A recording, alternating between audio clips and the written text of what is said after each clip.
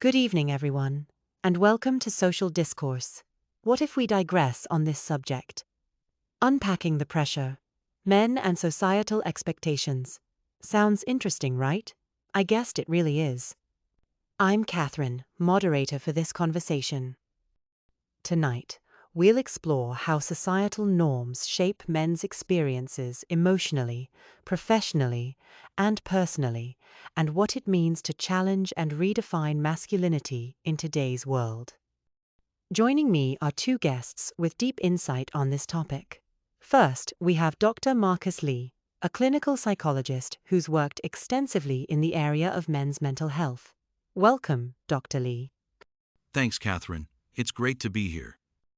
And we're also joined by Jamal Torres, activist and founder of the Modern Masculinity Initiative, a program encouraging young men to embrace vulnerability and redefine strength. Welcome, Jamal. Glad to be here, Catherine. Thanks for having me. Let's start with the basics. When we say societal expectations of men, what exactly are we talking about? Marcus, maybe you can take this one. Absolutely. At a broad level, we're referring to the cultural scripts or roles that society tends to assign to men, often unconsciously. Things like men must be stoic, providers, dominant, or never show weakness. These expectations can lead to psychological distress because they don't leave much room for emotional expression or vulnerability. And to build on that, especially in communities of color, there's an added pressure to perform toughness as a means of survival. But that often becomes a barrier to healing, to being open. We're taught to suppress instead of reflect. Powerful points. So what are some of the consequences when men internalize these rigid expectations? We see higher rates of untreated depression, substance abuse, and even suicide among men. Many don't seek help because they feel it threatens their masculinity. I've had clients who waited years before finally reaching out, and by then, the damage had multiplied. And it's not just internal, it affects relationships too.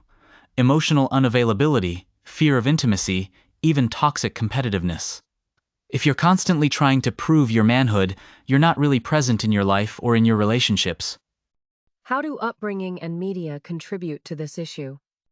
They reinforce the script early. Boys are told to man up or stop crying as early as age 4 or 5. Media, movies, games, sports often glorify hypermasculinity. Over time, that gets internalized. I mean, when's the last time we saw a male lead cry in a blockbuster film without it being seen as weak? We have to normalize a wider emotional range for men. Strength isn't the absence of emotion, it's the courage to show it. Let's pivot. How do we begin to break down these stereotypes as individuals, communities, or even organizations? Start by modeling vulnerability. If you're a parent, let your son cry. Let your daughter see men express affection.